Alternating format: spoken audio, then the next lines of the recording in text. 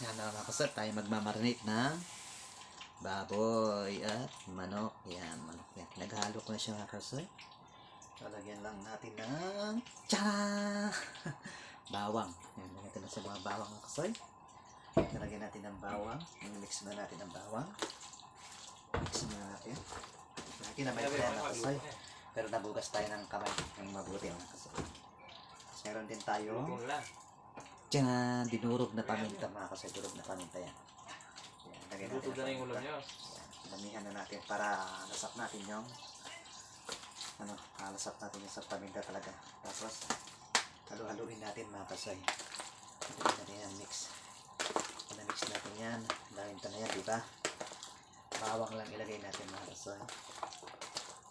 At siyempre naman, pwede na natin lagyan ng Charan! Chinen! Magic sarap. Magic sarap yung natin. So, pwede rin kayo maglagay ng bechin. Kung wala kayong magic sarap, bechin lagay nyo na kasay. I-mix na natin siya ng mabuti mga kasay. Pag na-mix natin yan. Tapos, mamarinate natin ito ng 2 araw o higit pa mga kasay. Mas maganda kung tumagal para tumalab yung lasa mga kasay. Sunod mga kasay, meron tayong white sugar. Yan. Korean tong na asukal na kasi pero white sugar siya. Sabihin natin.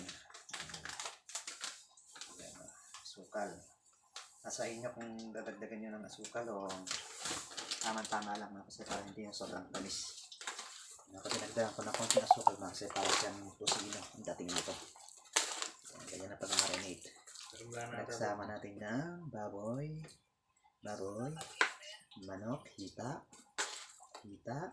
may pityo, yan. Pamit natin ang gusto na kasi. Yan. Mix lang natin ng mix. Para matunaw yung asukal. May bangon na talaga sa mga kasi. May bawang at paminta na. Ating marinate ko yan. Ayan. Kaya medyo pagkakano na. Bango. Ayan. So yan ating marinate. Tapos next naman, lagyan natin ng toyo. Ito gamit ko sa pag-marinate mga say. Silver's one. Sarap din ito mga say. Nakabili tayo kanina. Ayan. Ito sa ating kaya Minubos ko na yan. Bakit? Nasa inyo din kung sobrang kapag lalagay nyo wag masyadong marami, sobrang arap. Hindi pa siguro may pili. Kasi para pang pakulay lang tayo kasi natin minarinate. Ban mo ba yung may pili? Tapos na ito na kasi diligan natin ng konti. Tapos ipapasok na natin ito sa freezer kasi yan ang ating minarinate. Tignan nyo naman yung kulay na kasi mix lang natin ng mabuti na arsa. Bawang, paminta, at sugar white lang gamit ko na kasi.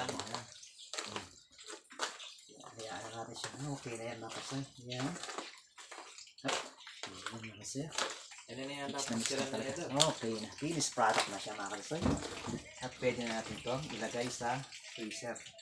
Tatakpan lang natin mga kalsay. Sa takip. Tchanan! Ayan, takpan na natin. Tapos, ilagay na natin sa freezer, mga kalsay. So, ilalagay ko na siya dito sa ating mahiwagang freezer. Ching! Buksan natin ang kalsay. Ayan. Ang freezer natin, wala na laman. Ayan. Tapos, ilagay na natin dito. Pasok natin dito mga kalsay. Ayan, dami na. Laman mga kalsay. Pang ano na yan, pang 1 linggo na itong manarinate mga kalsay. Maraming salamat sa umabot ito. Thank you for watching and God bless you all. Ingat po tayo lahat. Bye-bye.